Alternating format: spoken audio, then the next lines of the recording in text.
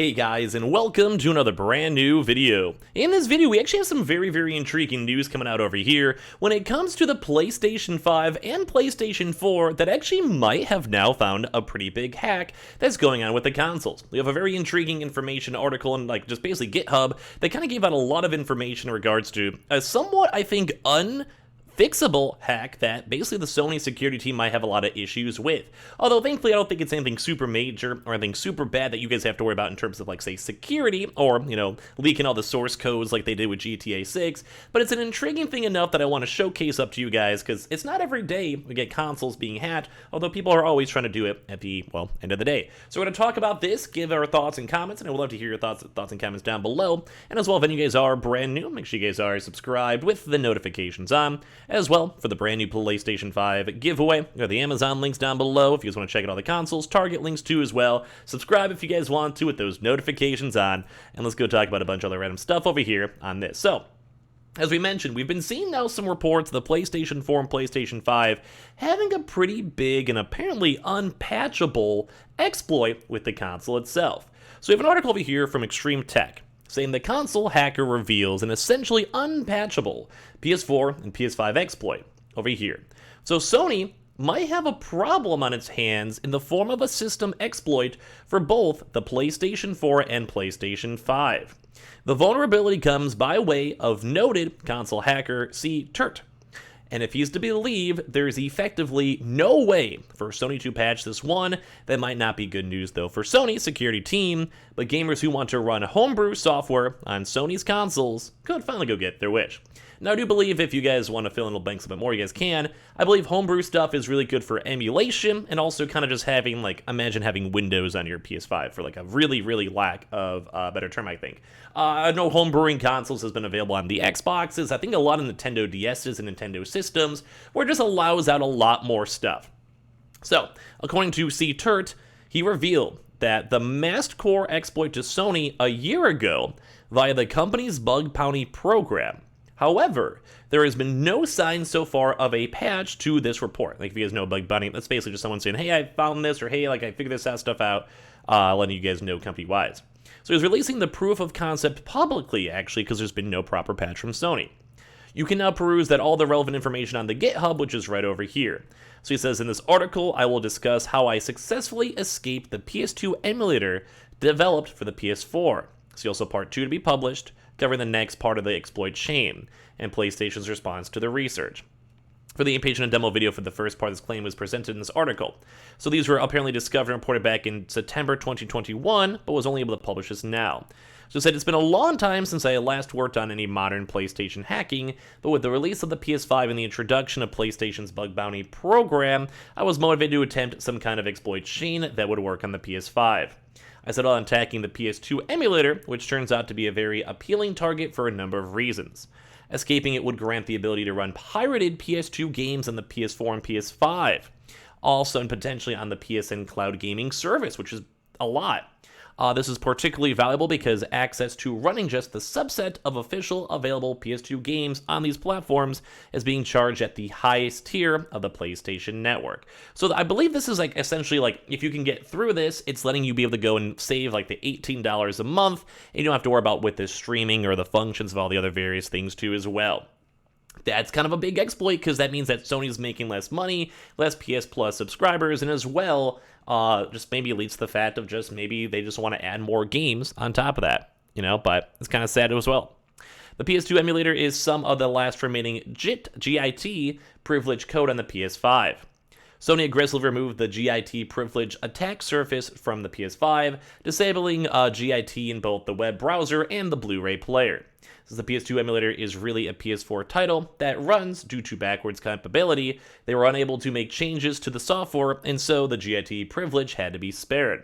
However, GIT privilege means that fully compromising the emulator, including the compiler coprocess, there's a lot of space words here, would grant the ability to run fully arbitrary native code, not just ROP, on the PS4, PS5 without the need for a kernel exploit. This would be especially convenient on the PS5 because the newly introduced hypervisor enforces that code pages, both userland and kernel, are not readable. and I don't have the patience to try to write a blind kernel exploit again, as I did when I ported the bad eye ret to the PS4. So with arbitrary code execution on a PS4 game process, homebrew software, including GIT optimized emulators and potentially even some pirated commercial PS4 games, could run under this context. I wish I had any idea what on earth was going on with any of these statements, but basically it's kind of like, I think it's essentially somehow using a lot of these like internals. I'm not a hacker, so I don't know, to be able to go and just play and have like certain system checks, not go and check, so you can do a lot more on your console too as well. If that makes sense. So essentially they're also saying that this is an unpatchable glitch from what they said. So they said once you have access to an exploitable game, digital or physical, it'd be extremely difficult for Sony to remove your access to it. The console was only designed to enforce updates for the operating system, but has no mechanisms in order to force patches for games. So old versions of games can always be played on the latest version of the operating system. So for physical games, you can simply launch them without first checking for updates, and then for digital games, you can downgrade them by proxying PSN traffic to as well on top of that. It was designed this way since Sony can't be held responsible for the security of third-party games, particularly those that static link into old versions of WebKit, and the security model instead focus on securing higher privileged layers on the platform. So essentially what they're saying is that if you have like the digital or physical version, because Sony just can't control the games on their system, they control the console, everything's going on the console, or maybe even the store, but if it's already on your console, already downloaded, or through a disc, if you have a PlayStation 5 Disc Edition, they can't necessarily really stop it. Now, I'm sure they can maybe come up with something over time, but yeah, dude, it seems kind of weird. At the end of the day, I don't know, it seems really weird. So they basically have this too, where the emulators divided into two separate processes, the main application process and its compiler child process too.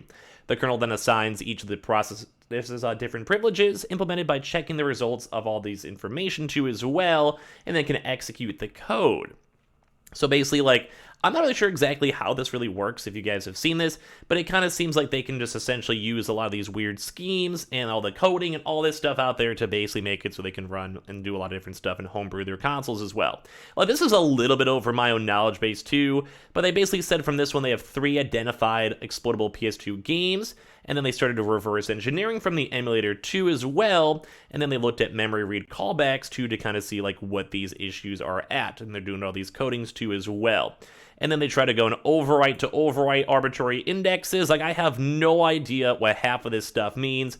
If any of you guys are smarter and you guys can kind of go through the code or let me know in the comments or send me a tweet, I would love to actually go and see this. But this is basically at the GitHub of like how a lot of folks are doing this, and it kind of seemed like Sony just never tried their best to go and fix this.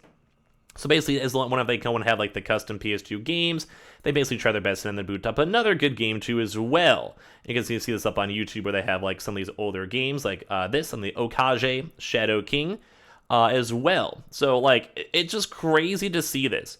So they said it was a fun implication, especially being able to disclose that there's been no patch, but the main is more sort of again goals to get more of the native homebrew applications running. So that goal, escaping the emulator, is just the first half of the chain, and they can't yet write arbitrary native code since the application process only has permission to map these as well.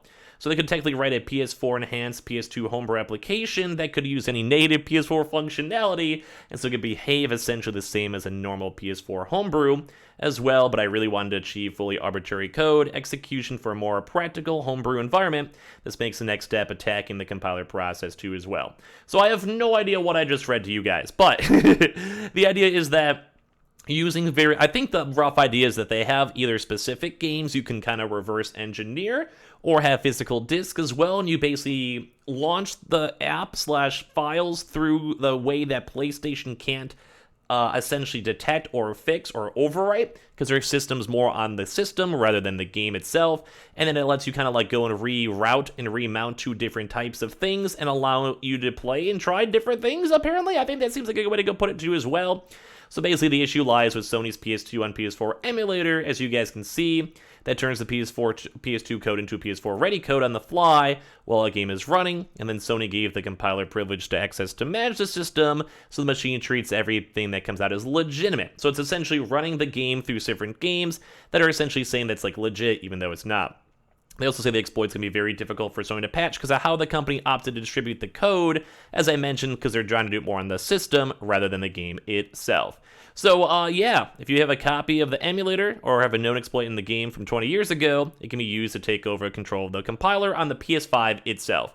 A very confusing statement, but I think it kind of makes sense. But it's crazy to see that someone even made this and put this all together. It's very, very intriguing to go and say the least. So give me your thoughts and comments down below, as well as make sure you guys are subscribed with the notifications on, as well for the brand new PlayStation 5 giveaway. Amazon links down below, Twitter and Twitch streams down below, and everything else as well down below. And I appreciate you guys all so much for watching in the first place.